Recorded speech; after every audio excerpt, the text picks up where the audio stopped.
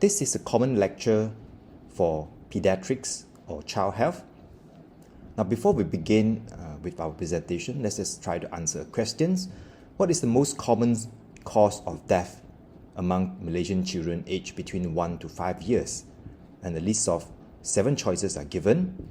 This is based on the data from the Ministry of Health in 2015, and all of you might pause the video and try to think of the most common cause. Okay, for those of you who picked option D, road traffic accident, congrats, this is the correct answer. Now, 12% of mortality between a child between age 1 to 5 years are attributed to road traffic accident. That is about 1.2 death per 10 mortality. And this is followed by drowning, which is 7.4%. Now, altogether, and including the other external causes as well, such as burn and so on, these injuries related and also external causes take up roughly about 37% of mortality, which is slightly more than 1/3 of the total mortality with just a group of causes alone. With this message, I'd like to begin my topic today, which is talking about under 5 mortality and injury prevention in children. Now, back in the year 2000, in the year of millennia, the world leaders gather in United Nations and had a declaration, what we call Millennium Declaration, during the Millennium Summit.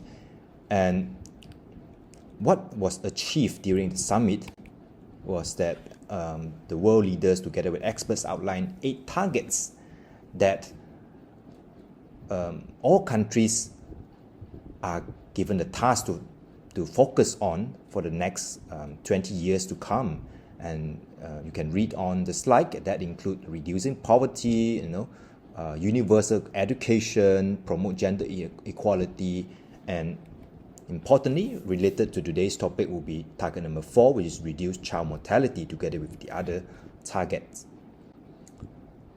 So now, working on the Millennium Developmental Goals that is being set up, especially addressing to goal number 4, okay, so we set up a target to reduce the mortality rate, okay, a child mortality rate by 2/3 when we compare between the year 1990 to the year 2015. So that is about a 25 years plan. Okay, so again, we achieved to reduce the mortality by 2/3. Okay, so a little bit of information. The under 5 mortality rate back then in Malaysia was 16.6 per 1,000 live births. So that means that is about 1.66%, right? Every 100 child that is being born, about 1.6 child will die before they reach the age of 5 years. Yeah, this is what it means. So what have we achieved? Yeah, that is our target of 5.6 per 1,000 live births by the end of 2015. So how did we do? Well, when we look at the statistics, right, again, this is from our own data. So as I said, we begin at 1.66, as you can see, the various countries, where it's their starting point back in 1990. So we are considered on the lower end of the spectrum. So means we were not doing that badly, okay, as compared to many of the developing countries. Look at our neighbor, Indonesia, that is about 8.4, about 6 times, okay, 5 or 6 times our mortality rate. And the world at that time average about 9.3. So we're doing quite well to begin with, yeah. And what did we do? So we got 0.79, which is 7.9 per 1,000 live births. Did we achieve our target? Recall our target was 5.6 per 1,000 live births. So in other words, we did not meet the target of 2/3 reduction. Okay, so but is this only our problem? Is it only because we set our target too high?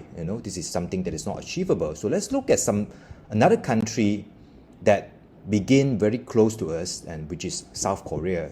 So we started off with about the same demographic and socio-economic status back then in the 1990. They have approximately the same population as us back then, okay, and they had the mortality rate of 1.55 back then, so not very far from us. And what did they achieve?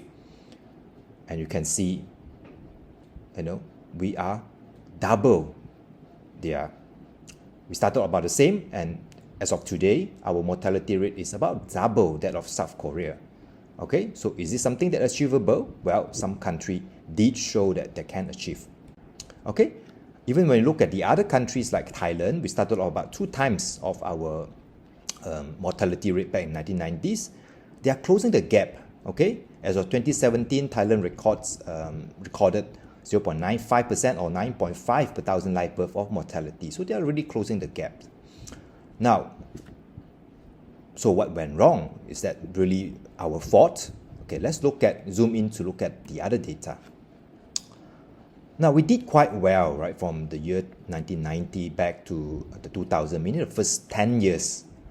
We did tremendously well. We started off with 16.6, right, and we managed to achieve almost cut down by almost 60% by the end of 2000. So at for the first 10 years, I think there was a remarkable, tremendous, successful program that really bring down the child mortality rate. But as you can see, starting from the year 2000 all the way until 2015, what went wrong? As you can see from the chart over here, the graph has flattened. Okay, all of us are quite familiar with the term flatten the curve now, and this is literally flattened. The under 5 mortality rate literally has become quite flat, meaning what went wrong over the subsequent 15 years. So we need to ask ourselves the key question: what has gone wrong? Why have we not achieved significant improvement over the past 15 years or so, right, or for the past 20 years? Why do we fail to reduce further children's death rate? Okay, following the initial success fall in the death rate. Is it something out of our control? Is it just really because we have set our target too high? And is it because we are not really targeting zero death? This is impossible. But is it something that is out of our control? Is there something else that we can do? Okay. Now, in order to answer these questions, again, we need to break down the data further. Let's take a look. Again, these data are taken from 2015, which is already rather dated, as we discussed today. This is about 7 years ago, but I do believe the data did not alter too much. Now, if you look at the data, this is in total the under 5 mortality, right? So from the moment the child is born all the way until the 5th birthday, right? And we break down the data, we realize that 50% of the death occur within the first 28 days, and that's a huge number, right? 50% means that half the death actually happen within just the first 28 days, and another half actually happens from the first month all the way until 5th year of the 5th birthday. Okay, and let's look at the causes for neonatal death. Neonates, for those of you who have done pediatric, you realize neonates refer to a newborn all the way until 28 days of life. Okay, so if you look at the data, as you can see, roughly about 1/3 are actually caused by what we call LCM, the blue color section. So LCM stands for leader congenital malformation. Now, there are children who are born with conditions that are not compatible with life, and we accept that. I give an example. For example, Edwards syndrome, okay, or Patau syndrome, trisomies 13, or a condition called anencephaly, meaning they are born without brain matter. Okay, so these are all the conditions that we know they are not going to survive, and these are what we call the leader congenital malformation. That takes up about 33%. And maybe another half of it, okay, as you can see, 47%, this is the red color section, are related to prematurity. And those who have done pediatric posting as well will understand that I emphasize a lot on prematurity, because it is exactly this part that we have made a lot of improvement over the past 20 years or so. Back then, a baby with 800 gram or 1 kilogram may not have survived, but in these days, the majority of them, more than 90% of them, survive their childhood period due to the improvement in neonatal care, particularly in the care of premature babies. Okay, but still we do have about 50% of them did not make it related to prematurity. So we definitely there's something also that we can do with this group of mortality. Okay, so that is 50%, and there are ongoing efforts and also policy to help reduce this death. And as I said, for any house officer, that means medical student, when we train, we are giving a lot of emphasis now to neonatology because the amount of workload that we deal with these days and in a modern hospital, there will be a lot of neonatal care that a house officer will be expected to be involved. So therefore, neonatology has to be given the due emphasis. Now, let's move on to beyond neonatal death, right? So meaning those children from 29 days of life all the way until the fifth birthday. Yeah. So we divide into two sections. One is from 28 days to before the first year birthday. As you can see, if you look at the breakdown, that will take up about 28% of the total death. Okay. So if you look at the breakdown, it's a mix of a variety of different conditions. Starting from the congenital malformation that we have discussed earlier. Some of them, they may even live past their the first month, and maybe they die on say second or third month of life. So okay, but they are still lethal congenital malformation. Many of them die because of infection, for example, any sort of sepsis or infection.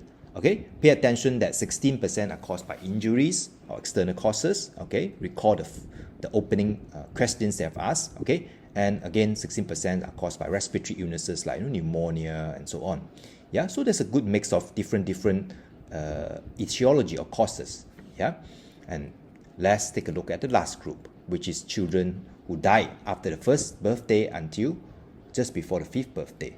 Now you see the difference. At this age, okay, the most important or the most prevalent cause of death would be from injuries or external causes, more than 1/3 of them. Okay, and of course you can see for the rest of the causes. Okay, so this is a huge amount. If we compare that to with the previous slide, even for those less than a year, 16%. Okay, about one in 5 actually die of injury and external cause. Okay, so bear that in mind. Okay, so this basically highlights to you the burden of in terms of causes causing death in children. Yeah, so and we have to bear it in mind and look at the data, then you realize actually perhaps this is the one that we have not been giving due attention. Okay, again another table showing you the different causes of death, okay, among children. And if you look at the data, okay, so again 1/3 actually are injuries related to motor vehicle accidents, and there are a number of choking and also drowning as well. These are all external causes, right? Injuries or external causes. Yeah, and as I said, this in totality it causes about 1/3, slightly more than 1/3 of mortality, especially between a child from 1 year to 5 years. Okay, and if we extend this age beyond 5 years, if we just do not want to not look into just under 5 mortality, but looking in child mortality, as we learned from the last lecture, a child is defined by anybody less than age of 18, and then the number become even larger. Okay, for a child from the age 1 year to 18 years, injuries and external causes of death basically contribute almost 2/3, okay, of the total death. Okay, and this again shows the importance of all of us as healthcare professional to understand what truly are killing our children. All right, to put things in another perspective, okay, we gave a lot of, especially the Ministry of Health gave a lot of emphasis on dengue death. Typically, when a child dies of dengue, then there will be a lot of discussion going on at different levels to find out why this child could die from dengue. Okay, but are we giving really due attention to the other causes? Yeah, the more prominent causes.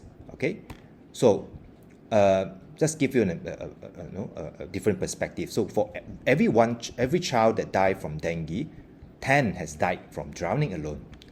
Okay, and 30 died from motor vehicle accident.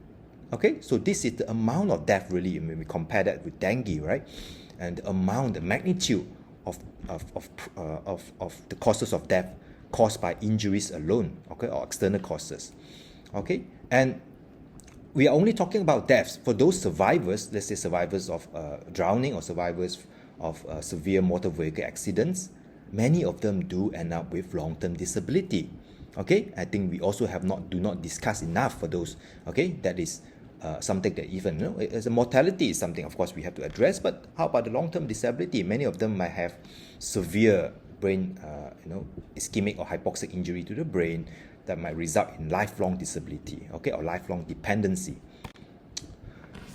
So, therefore, a big questions arise. What can we as healthcare professionals do to prevent or reduce death among children? Okay, are these preventable? Okay, I leave it for you to answer these questions.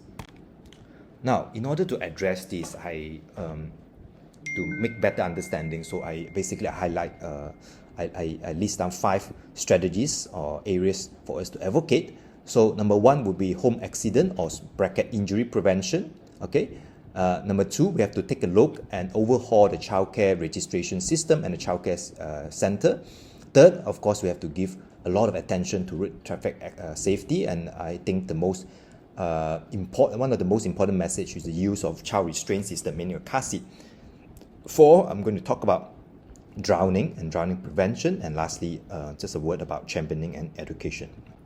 Now, I use the word bracket injury because when we say accident, right? Accident as a concept may not be totally preventable. Can you just pause a moment and think about that? Okay, can we totally prevent an accident?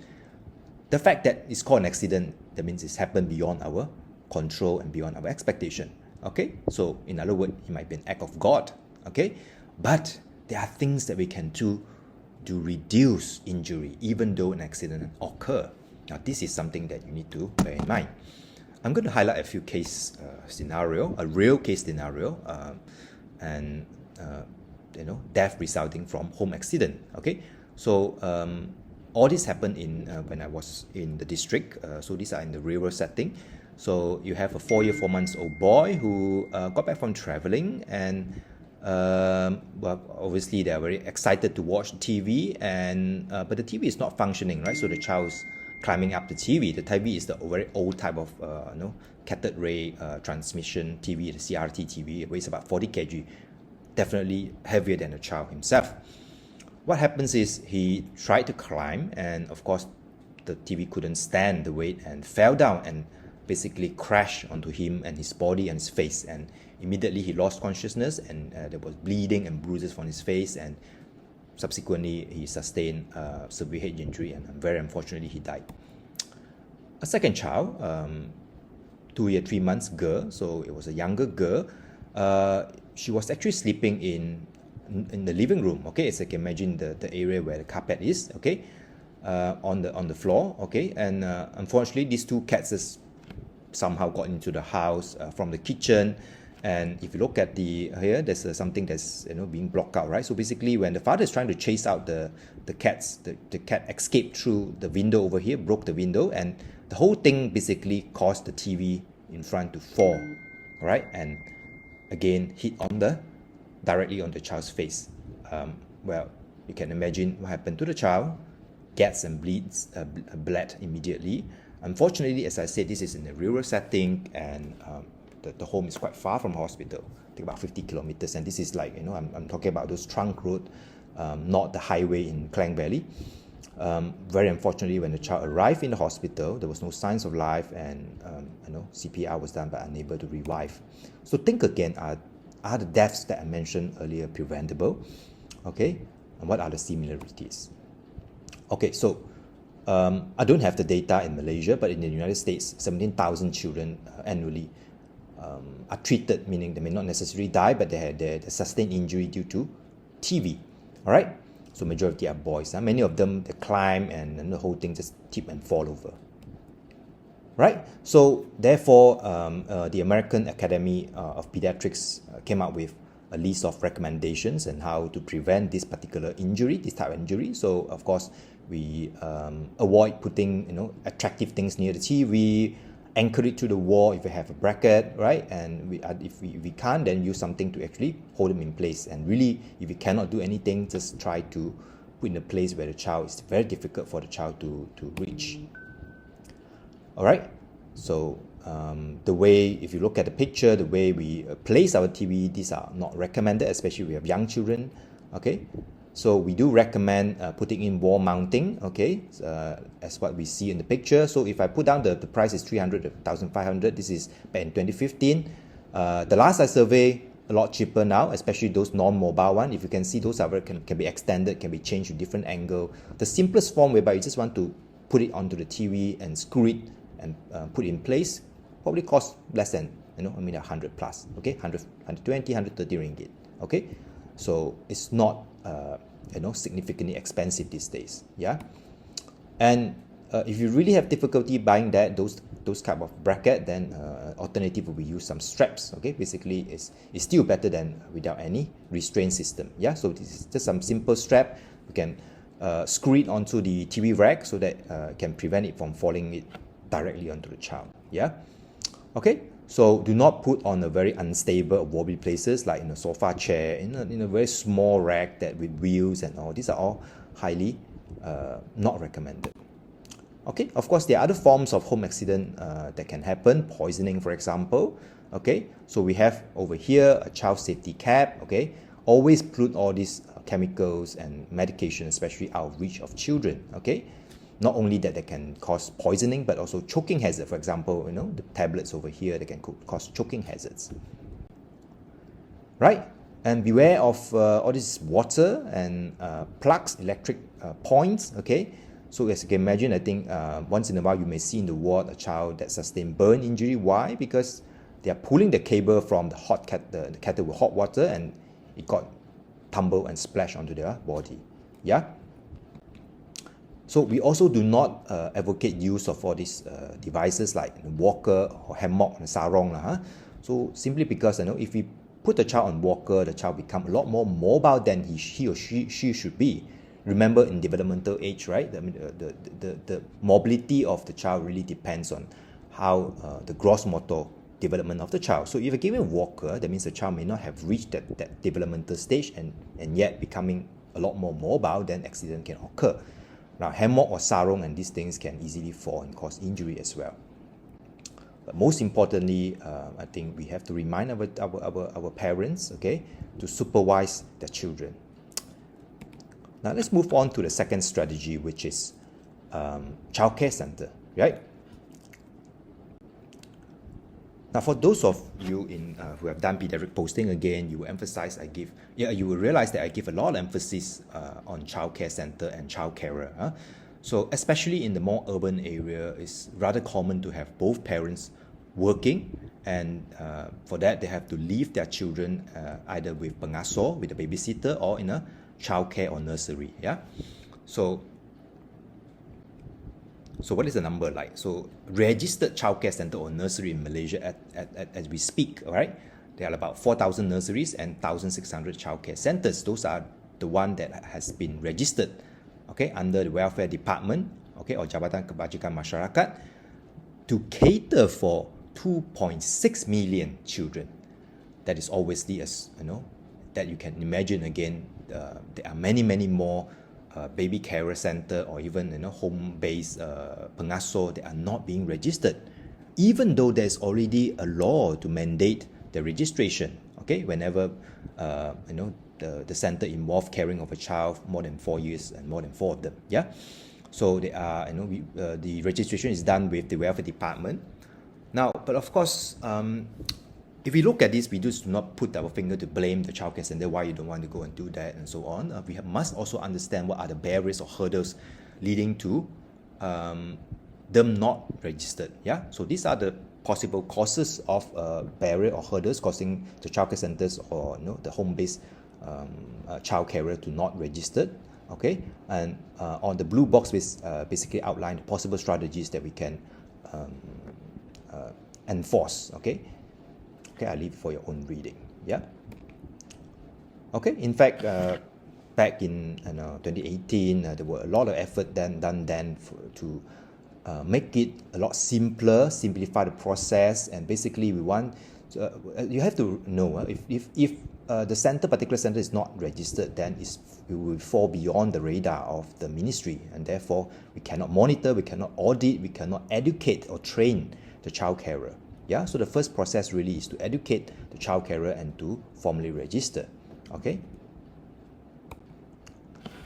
Now, thirdly, I would like to talk more about road traffic accident and road traffic safety. I think needless to say, all of you would know that this is one of the major causes of morbidity and mortality among children, right? And there are so many news almost on a daily basis, yeah, that children are severely injured or even die from road traffic accident. Again, let's look at data. Okay, this diagram basically highlights the country with top 20 fatality rate, okay, from road traffic accidents, and the green one are the lowest, the bottom 25. Well, where is Malaysia? Not often we can claim ourselves to be the top 25, and this is again for the wrong reason. We are one of those top 25 countries in the world that has the highest fatality rate resulting from road traffic accident. There will be a series of videos showing you how the impact of road traffic accident, especially if the child is unrestrained or restrained wrongly. Okay, this is the first video. Sitting on the lap of an adult who is not wearing a belt Sitting is on the not as lap safe of an as you might adult who is think. not wearing a belt This is US not as crash safe as you test might think. proves the point very This US effectively. crash test proves the point very effectively.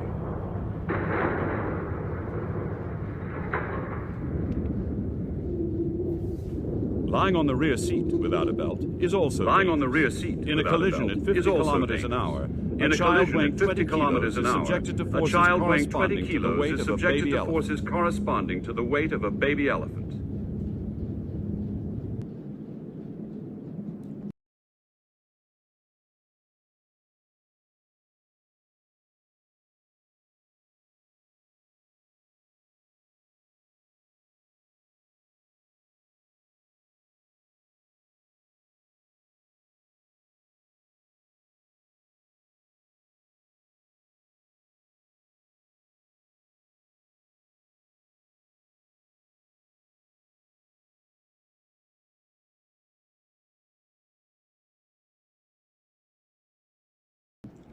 Okay, so why do we need car seat or child restraint system for children? Simply because it reduces the risk of injuries and reduces the risk of death by 30%.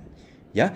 Now recall, but you might say that, oh, I'm a good driver, I'm a very careful driver, I don't drive fast. Think again. So you are not the only road user. Okay, there are so many other road users. You may be the most careful person. Number one, accident can still occur because the word accident means you cannot totally prevent it. Even you can say that you are a very careful driver. And secondly, there are other road users as well. Okay, so it's therefore very important for us to emphasize again when we talk about road traffic accident. If it really, of course, the best thing is to prevent the accident altogether. But in the case of during this, in the context of accident when it occurs, we should still have strategies to reduce the injuries. Okay. Now, not you cannot have any form of seats that put into the car and use a seat belt to just bucket it and call it a car seat. All of the car seat has a standard system by the United Nations, and the car seat has to conform to the standard. Yeah. Now, by and large, I think there are many different types of car seat, but I'm just going to highlight the four commonest type of car seats. Number one, the rear-facing car seat that usually used for smaller children. The forward-facing car seat, booster seat, and the convertible means they can convert from rear-facing to forward-facing. Yeah.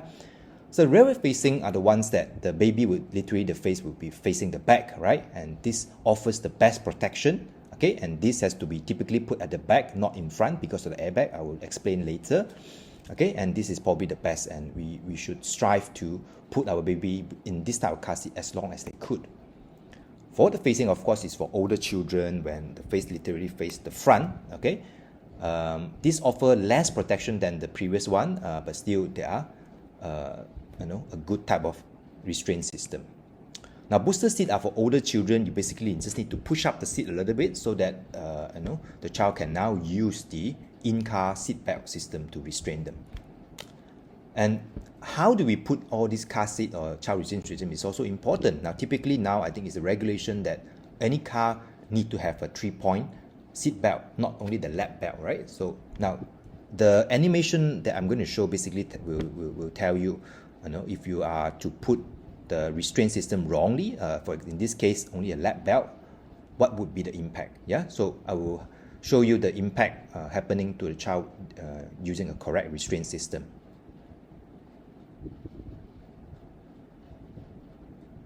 Okay, so the impact would be minimized. Okay, so this is in a 50 kilometers per hour speed. The crash happening at that speed. Yeah. And if you have a child that is only using a lap seat, now this is the kind of impact that the child would sustain.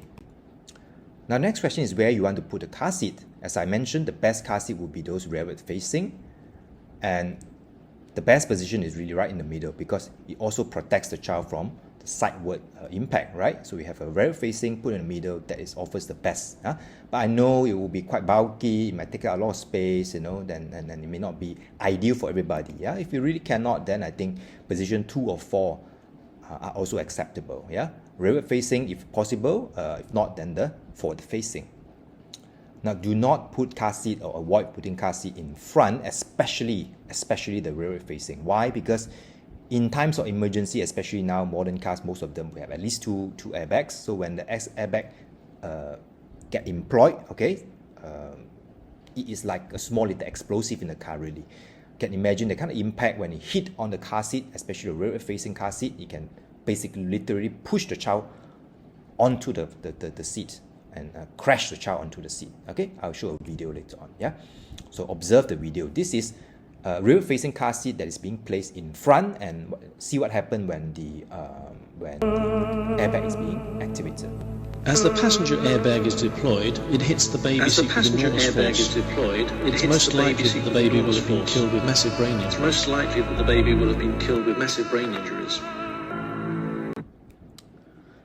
Right, another misconception is that, injury only occurs when we are driving fast in the highway, more than 100 kilometers per hour. Is that true? Now, this is a crash test that's done only with 35 miles per hour, which is roughly about 50 kilometers per hour, okay, on an 18-month-old child, okay?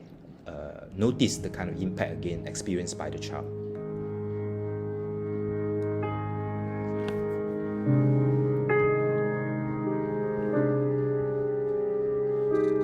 So the mother is properly restrained with a seat belt, but look at a poor child without a restraint system.